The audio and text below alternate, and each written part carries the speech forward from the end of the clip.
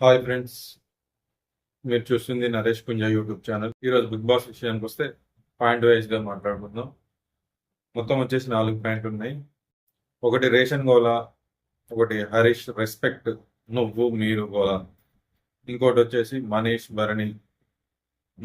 భరణిని పాము అన్నాడు నామినేషన్లో, ఆ విషయం ఒకటి.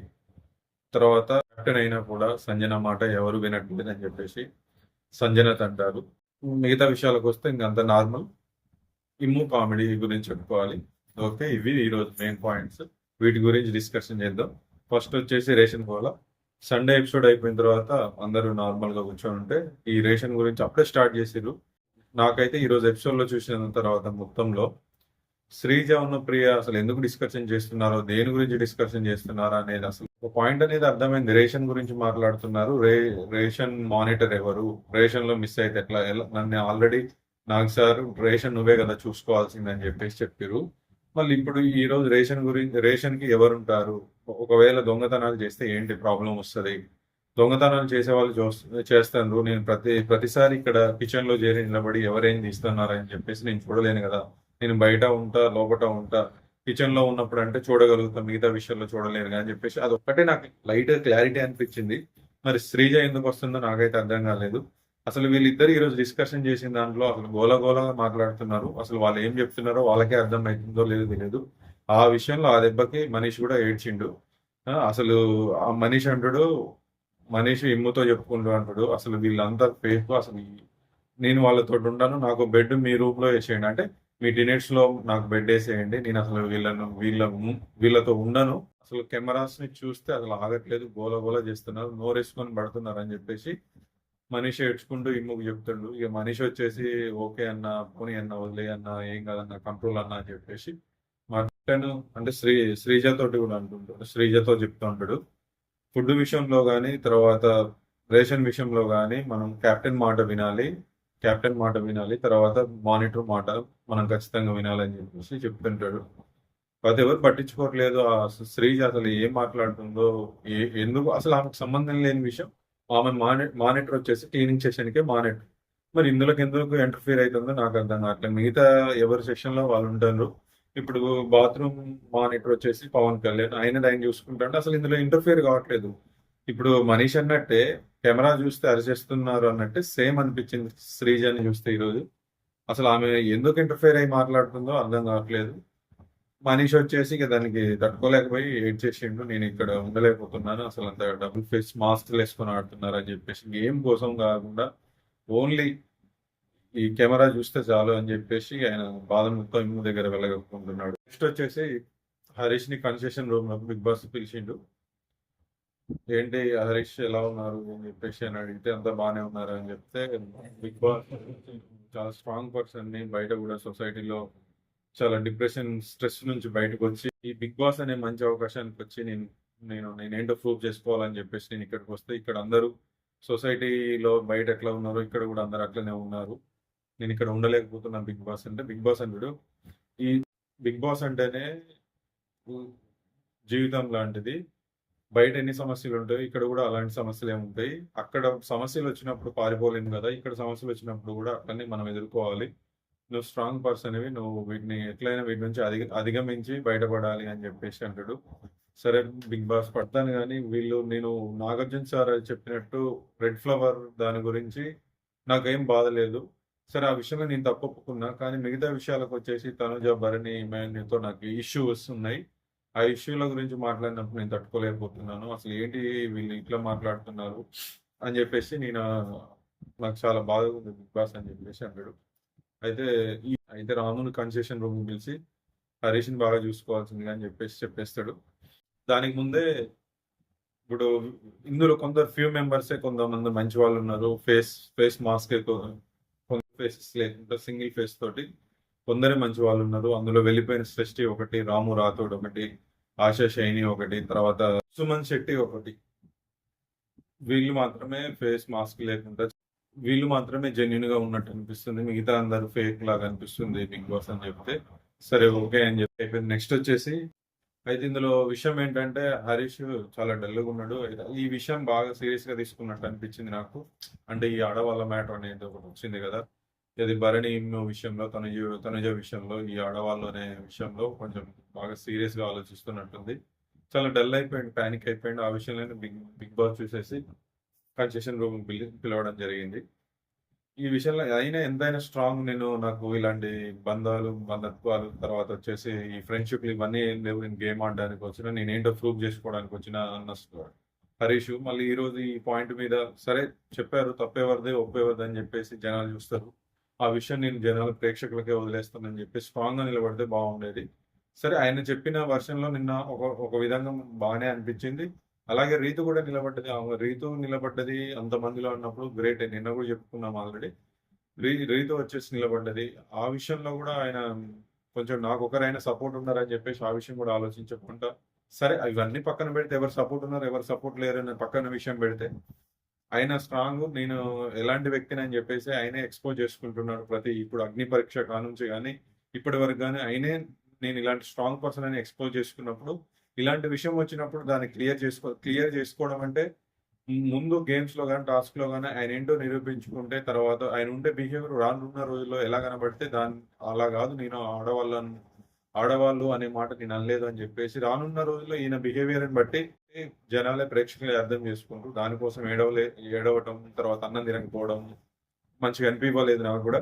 అన్నం తినకుండా ఎంతమంది బతిమలాడుతున్నారు. రాము రాథోడ్ వచ్చేసి, ఆశా షైన్ వచ్చేసి, తర్వాత పవన్ కళ్యాణ్ వచ్చి వీళ్ళందరూ బతిమలాడుతున్నారు.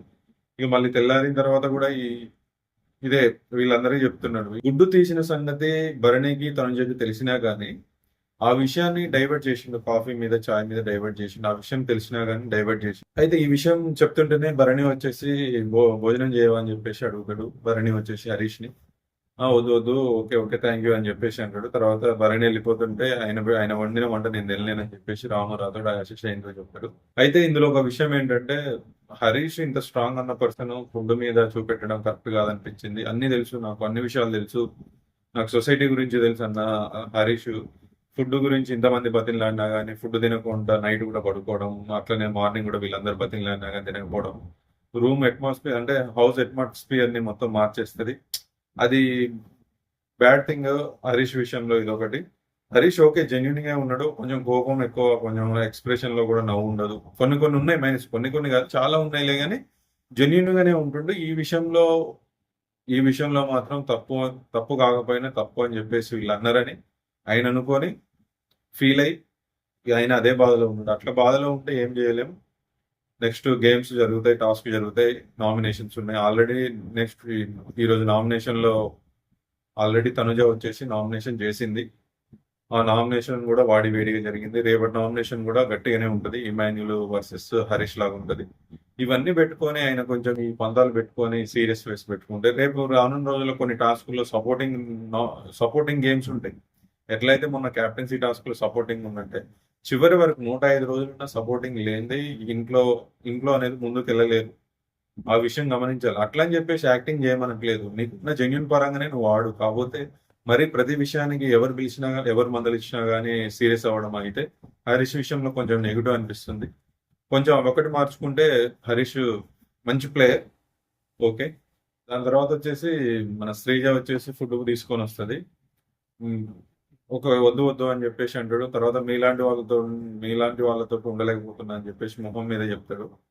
కాకపోతే శ్రీజని అనొచ్చనే అనిపించింది. ఎందుకంటే శ్రీజ చేసేటి అట్లనే ఉన్నాయి. అనవసరం. ఇప్పుడు ఆమె శ్రీజ ఫుడ్ తీసుకొచ్చిన విషయం మంచిదే. నాకు కూడా బానే అనిపించింది గానీ, ఇంతకుముందు మనీష్ చెప్పినట్టు వీళ్ళు కెమెరా చూస్తే ఎగబడిపోతున్నారు అన్నట్టు, ఈమె ఫుడ్ తీసుకురావడంలో కూడా ఏమనకి ఫుటేజ్ కోసం అన్నట్టు అనిపించింది. చూస్తే అట్లనే అనిపించింది. లేకుంటే ఏదో ఒకటి అని వెళ్ళిపోయింది అక్కడ నుంచి జనరల్ గా అయితే. నేను ఫుడ్ తీసుకొని వస్తే మీరు తింటే తినాలని చెప్పాలి, లేదంటే లేదని చెప్పాలి గానీ, మీరు మీలాంటి వాళ్ళతోటి ఉండడం నాకు ఇష్టం లేదని చెప్పేసి మొహం మీద ఎట్లా అంటారు అని చెప్పేసి క్వశ్చన్ చేసి, యాక్చువల్గా శ్రీజ అనే అమ్మాయి అయితే క్వశ్చన్ చేస్తుంది. కానీ శ్రీజ కామ్గా వెళ్ళిపోయిందంటే ఆమె ఫుటేజ్ కోసమే వచ్చిందని చెప్పేసి నాకు కూడా అనిపిస్తుంది. శ్రీజ అయితే ఈ రోజు మాత్రం ఆమె అనవసరమైన విషయాలు ఇంటర్ఫియర్ అయిందని అనిపించింది.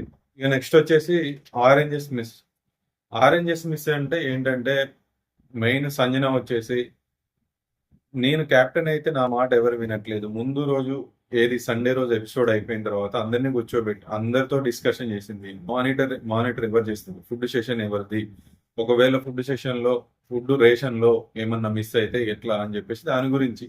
అంటే ఈ శ్రీజ అసలు మన ప్రియా వచ్చేసి వాళ్ళు అసలు వినట్లేదు. వాళ్ళు ఎన్ని చెప్పినా వాళ్ళిద్దరే. ఇప్పుడు ఇంతమంది 15 హౌస్ మెంట్ లో వీళ్ళిద్దరే హౌస్ లో ఉన్నట్టు వీళ్ళిద్దరే దాని గురించి డిస్కషన్ చేస్తున్నారు. ఒక యాజ్ ఎ కెప్టెన్ గా ఆమె చెప్పినప్పుడు ఒక మాట వినాలి. ఎవరినైనా మార్చుకుందామా లేకుంటే చేంజ్ చేసుకుందామా కుకింగ్ అని. అప్పటికి చేంజ్ చేశారు. ఎందుకంటే శ్రేష్ఠ వెళ్ళిపోయింది కాబట్టి కొన్ని చేంజెస్ జరుగుతాయి. ఆ విషయంలో చేంజ్ చేసుకుందాం అని చెప్పేస్తే వినలేదు. ఈమె గాలింది. శ్రీజకి సంజనకి కొంచెం కోపం వచ్చింది ఈ విషయంలో. నేను కెప్టెన్ అయి ఉండి నా మాట వినట్లేదు యాక్చువల్ గా. అసలు దొంగతనం అంటే ఏంటో మళ్ళీ చూపిస్తా అని చెప్పేసి ఆరెంజెస్ లేపేసింది అంటే తినడమో లేకుంటే వేరే ఏది చేయలేదులే కానీ ఆరెంజెస్ తీసేసి అక్కడే పెట్టింది. మార్నింగ్ చూసేసి అందరూ ఆరెంజెస్ మిస్ అయినాయి అంటే నాకు కూడా తెలియదు ఆరెంజెస్ మిస్ అయినాయి అని చెప్పేసి ఆమె కూడా వెతుకుతుంది అందరితోటి. అయితే ఈ విషయం ఏంటంటే ఒకవేళ ఎందుకంటే సండే రోజు ఎపిసోడ్ రోజు నాగార్జున గారు నువ్వు ఫుడ్ రేషన్లు ఏదైనా మిస్ అయినా నువ్వే బాధ్యత తీసుకోవాలని చెప్పేసి అంటాడు. కాబట్టి నా మాట ప్రియా వినట్లేదు. అంటే మానిటర్ గా నువ్వు రేషన్ లో ఉన్నావు, అక్కడ ఏదైనా మిస్ అయినా నాకు వస్తుంది నీకు వస్తుంది. మన ఇద్దరం మ్యూచువల్ గా వెళ్తే మన ఇద్దరం తీసుకున్న డిసిషన్ ఫైనలీ చేసేద్దాం. ఫుడ్ బయటకు వెళ్ళాలన్నా లోపల ఉండాలన్నా మన ఇద్దరికి తెలిసే వెళ్ళాలని చెప్పిన డిసిషన్ కి ప్రియా ఒప్పుకోవట్లేదని చెప్పేసి ఈ డిసిషన్ తీసుకొని ఆరెంజెస్ తినలేదులే కానీ పైన ఒక బాక్స్ లో పెట్టింది. అవి పక్కన పెట్టింది. నాకు తెలియదు అన్నట్టు వీళ్ళతోటే ఎక్కడున్నాయి ఎవరు తీశారు అని చెప్పేసి అందరి దగ్గర వెతుకుదాం అని చెప్పేసి అందరి బెడ్ లో అందరి కబూర్లలో ఎతికిరు కానీ ఎక్కడ దొరకలేదు. అయితే కెప్టెన్ రూమ్ లో కూడా ఎతికితే కెప్టెన్ ఎట్లా దొంగతనం చేస్తారని చెప్పేసి ఒక ఎక్స్ప్రెషన్ ఇచ్చింది శ్రీజ. గొప్ప నటి సార్ అన్నట్టు ఎక్స్ప్రెషన్ ఇచ్చింది. నెక్స్ట్ వచ్చేసి ఇక కాసేపు ఎతికిన తర్వాత ఇవి దొరుకుతాయి ఆరెంజెస్. ఈ కిచెన్ లో కూడా కొంచెం రన్ అవుతుంది. ఏమంటది ప్రియా, కిచెన్ లో ఎవరో ఒకరు ఉంటూనే ఉన్నారు. మార్నింగ్ నుంచి కానీ నైట్ అయ్యే వరకు ఎవరో ఒకరు ఉంటూనే ఉన్నారు. ఒక్కరే అయితే ఎవరు ఉండట్లేదు. ఉంటే తనుజ ఉంటది, తనుజతో పాటు ఎవరైనా ఉంటారు. ఎవరో ఒకరు చూడలేదా? ఇంతమంది ఉన్నారు, ఎవరో ఒకరు చూడలేదా? ఒక్కరు కూడా చూడలేదా? మీరు కళ్ళు ఏం చేస్తున్నారు అంటే ఎటు చూస్తున్నారు అన్న రేంజ్ లో. అంటే తనుజ వచ్చేసి ఫీల్ అవుతుంది, కళ్ళు కనిపించట్లేదా అని చెప్పేసి. కళ్ళు కనిపించట్లేదా అని అనద్దు, మేము ఉంటున్నాం, ఇక్కడే ఉంటున్నాం, మా పనిలో మేము చూసుకుంటున్నాం. ఎవరో ఒకరు వస్తున్నారు, వాళ్ళ పని వాళ్ళు చూసుకుంటున్నారు. కిచెన్ లో మా పని మేము చేసుకుంటున్నాం, కానీ అదే పని ఎవరేం చేస్తున్నారు అని అయితే చూడలేము. అయినా మీరు కళ్ళు కనిపించట్లేదా అని అనడం తప్పు. అంటే అప్పుడు ప్రియా అంటది, కళ్ళు కనిపించట్లేదా అంటే మీనింగ్ ఏంటంటే నేను ఎవరో ఒకరు ఉన్నారు మీరు చూడలేదు అనే మీనింగ్. దాని మీనింగ్ కళ్ళు కనిపించట్లేదా అని చెప్పేసి అని అనుకోవద్దు అని చెప్పేసి అంటది. కాసేపు అయిన తర్వాత ఆరెంజెస్ దొరుకుతాయి. ఎవరు దాచిపెట్టిండ్రు అని చెప్పేసి అందరు అనుకుంటారు. శ్రీజ అంటది, నిన్నటి నుంచే నువ్వు అడుగుతున్నావు ఏదైనా బాధ్యత ఉంటే ఏదైనా మిస్ అయితే రేషన్ లో ఏదైనా మిస్ అయితే ప్రియని అడిగావు. రేషన్ లో ఏదైనా మిస్ అయితే నువ్వు బాధ్యత తీసుకుంటావు అని చెప్పేసి అడిగినావు. అందుకే నా మీద నీకు డౌట్ వస్తుంది అని చెప్పేసి నువ్వు క్యాప్టెన్ మీదే నాకు డౌట్ వస్తుంది అని చెప్పేసి శ్రీజ అంటది. అప్పుడు నాకు ఫస్ట్ నామినేషన్ లో ఒక డైలాగ్ గుర్తొచ్చింది. ఏంటంటే నామినేషన్ లో వచ్చినప్పుడు శ్రీజ వచ్చేసి సంజనాన్ని చేయాల్సి ఉంటుంది, కానీ పాయింట్ చెప్పేసి వేరే వాళ్ళని నామినేషన్ చేయడానికి పోతే ఇది కత్తిరా అని చెప్పేసి ఒక డైలాగ్ వేస్తారు. అదే విధంగా ఈ రోజు కూడా శ్రీజ వచ్చేసి సంజనాని డైరెక్ట్ గా అంటే కన్ఫర్మ్ చేసేస్తుంది. అంటే ఈ ఆరెంజెస్ నువ్వే దాచి ఉంటావేమని చెప్పేసి ఎవరికి రాలేదు డౌట్. ఎందుకంటే ఆల్రెడీ నిన్న సండే ఎపిసోడ్ లో కానీ సాటర్డే ఎపిసోడ్ లో కానీ ఇట్లా నువ్వే తీస్తావు, గుడ్లు తీస్తావు, నువ్వే దొంగతనాలు చేస్తావు, మళ్ళీ వేరే వాళ్ళు చాక్లెట్స్ కానీ అట్టి పనులు కానీ దొంగతనాలు చేస్తే వేరే వాళ్ళని దొంగలు అంటావు.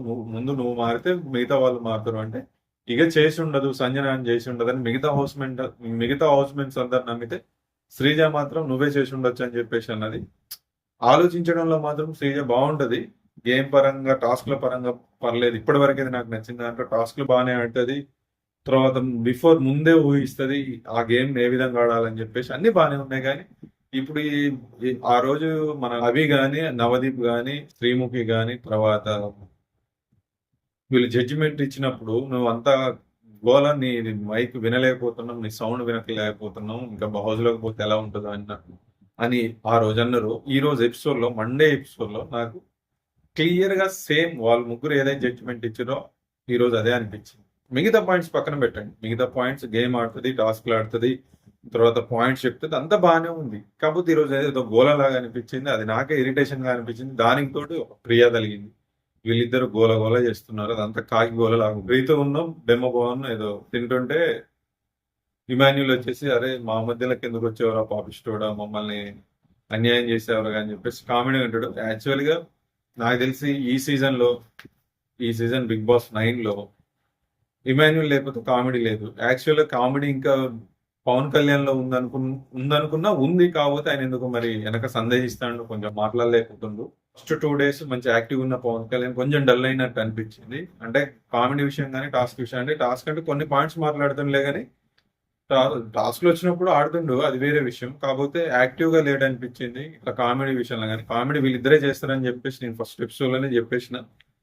కానీ మనకి ఎంటర్టైన్మెంట్ అయితే ఫుల్ ఎంటర్టైన్మెంట్ ఇమాన్యుల్ మాత్రం పక్కా ఇస్తుండు. మొన్న ఫ్రైడే ఎపిసోడ్ లో కానీ, తర్వాత ఈ వీక్ లో ఏది చూసుకున్నా ఇమాన్యుల్ దే ఉంది కామెడీ. ఈ రోజు మండే రోజు కూడా ఇమాన్యుల్ దే ఉంది, అది కూడా కామెడీ బాగా అనిపించింది. ఈ ఇమాన్యుల్ ఉన్నంత వరకు అయితే కామెడీకి డోకలేదు. రన్ అయితే మరి వాళ్ళు తీసుకుంటే మాత్రం ప్లస్ అయింది, తీసుకోపోతే మాత్రం మైనస్ అయ్యి ప్రతిసారి నామినేషన్ లో పడతాడు. ఇప్పుడున్న పరిస్థితులు బాగాలేవు అసలే హౌస్ లో. ఇక నెక్స్ట్ వచ్చేసి ఈ సెకండ్ వీక్ నామినేషన్స్ వచ్చేసి, సెకండ్ వీక్ లో ఏం లేదు, సింపుల్. ఎవరైనా ఒక ఇద్దరిని చేయాలి. ఇంటి సభ్యులు మొత్తంలో ఎవరైనా ఒక ఇద్దరు సభ్యుల్ని నామినేషన్ చేసుకోవచ్చు. వాళ్ళకి కలర్ రెడ్ కలర్ పాత టైప్ మనకు సీజన్ 4, 5లో కూడా ఉంటుంది. వాళ్ళకి ఎవరైతే నామినేషన్ చేస్తారో వాళ్ళకి మంచి రీజన్స్ చెప్పేసి రెడ్ కలర్ పూసేస్తే నామినేషన్ అయిపోయినట్టే. అది పాయింట్స్ కరెక్ట్ గా ఉన్నాయా లేవా అంటే ఎవరు ఏ పాయింట్ కరెక్ట్ గా చెప్పారని చెప్పేసి ఒకసారి చూసుకుందాం. ఫస్ట్ వచ్చేసి తనుజ వచ్చేసి బిగ్ బాస్ పిలుస్తారు. తనుజ వచ్చేసి హరీష్ చేస్తుంది. ఆమె పాయింట్ ఏంటంటే సింపుల్ ఒకటే పాయింట్. నువ్వు ఆ రోజు నేను నామినేషన్ చేస్తుంటే, నేను వేరే వాళ్ళతో డిస్కషన్ చేస్తుంటే మీరు మధ్యలో వచ్చేసి నా బిహేవియర్ బాగాలేదని చెప్పేసి మీరు అన్నారు. నా బిహేవియర్ బాగాలేదని చెప్పడానికి మీరెవరు? అసలు మీ బిహేవియరే బాగాలేదు, నా బిహేవియర్ చెప్పే ముందు మీ బిహేవియర్ ఎలా ఉందో చూసుకోండి అని చెప్పేసి తనుజ చెప్పింది. అయితే దానికి మన హరీష్ రియాక్షన్ ఏంటంటే, మీరు ఫస్ట్ డే ఆ రోజే వచ్చాము, ఫుడ్ వండారు, సరే అని చెప్పేసి తిన్నాం. అది మన ప్రియాకి కొంచెం సరిపోతే దానికి ఆమ్లెట్ వేసారు, తిన్నారు. ఆమె కూడా పస్తులుండే పడుతుంది. తెల్లవారి కూడా మళ్ళీ టిఫిన్ ఏదో చేస్తుంటే మళ్ళీ ఫుడ్ గురించి అడిగినప్పుడు మీరు చిరాగ్గా అసహనంగా సమాధానాలు చెప్పి అయిష్టంగా మాట్లాడితే దాన్ని చిరాకు పడడం అనకుండా బిహేవియర్ అనకపోతే ఏమంటారు చెప్పండి? మీరు చేయాల్సింది మాకు వంట. ఆ వంట గురించి లాస్ట్ ఎపిసోడ్ లో కూడా నేను దీని గురించి చెప్పిన. ఇదే మీరు చేయాల్సింది. టినేటర్స్ వచ్చేసి మాకు చేయాల్సింది ఫుడ్ ప్రిపేర్ చేసి ఇవ్వాలి. మీరు మాకు ఫుడ్ ప్రిపేర్ చేయకుండా దాన్ని అసహనంగా ఇష్టం లేకుండా చేయడం కరెక్ట్ కాదని చెప్పేసి నా పాయింట్. రియాక్షన్, మీరు యాక్షన్కి రియాక్షన్ ఉంటుంది. మీ బిహేవియర్ బాగాలేదు కాబట్టి నేను అంటే మీరెవరండి నన్ను బిహేవియర్ బాగాలేదు అని చెప్పడానికి? అంటే నేను చెప్తాను అంటే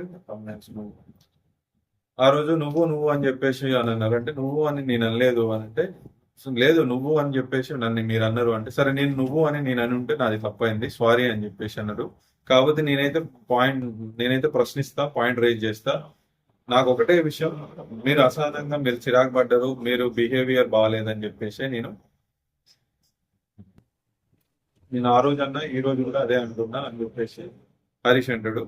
లేదు నా నామినేషన్ ఇది, మీరు మాత్రం మీ బిహేవియర్ బాగుండదు, తర్వాత మీరు మీ బిహేవియర్ మాత్రం బాగుండదు కానీ ఎదుటి వాళ్ళకి మాత్రం మీరు చెప్తారు, ఫస్ట్ మీ బిహేవియర్ మార్చుకోండి అని చెప్పేసి అంటది.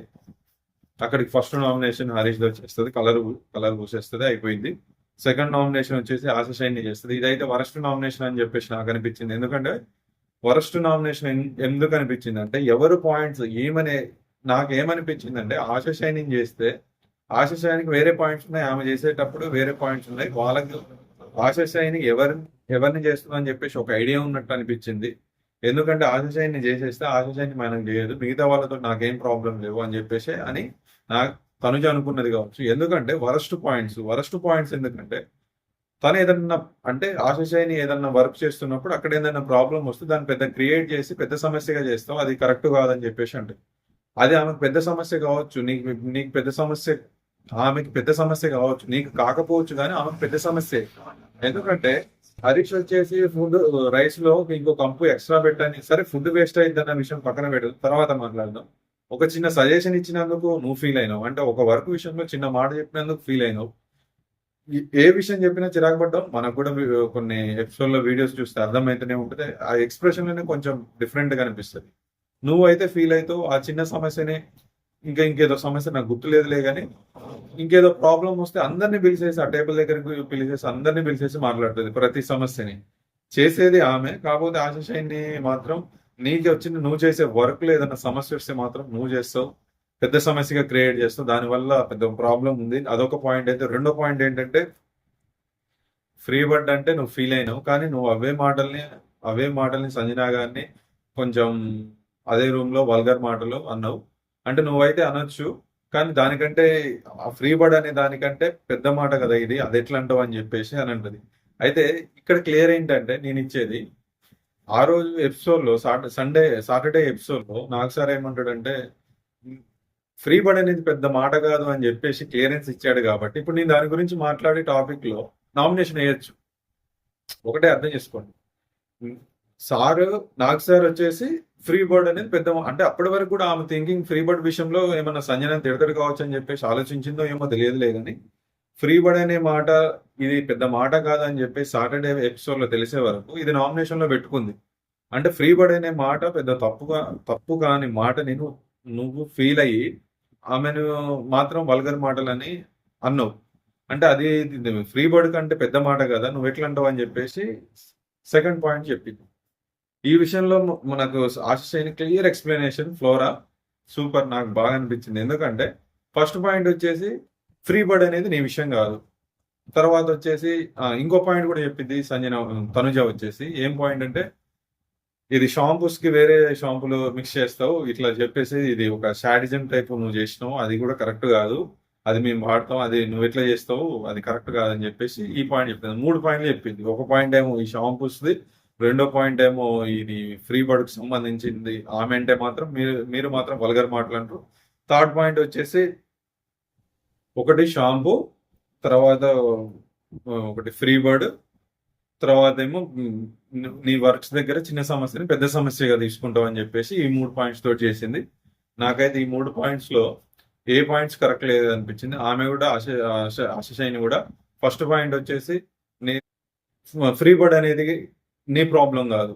నెక్స్ట్ వచ్చేసి ఫ్రీ బర్డ్ అనేది నీ సమస్య కాదు. షాంపూస్ అనేది కూడా నీ దాంట్లో కలపలేదు. నీకు ప్రాబ్లమే లేదు. అయినా కానీ మీరు నన్ను ఆ విషయంలో నామినేషన్ చేయాలనుకుంటే ఐ యాక్సెప్టెడ్.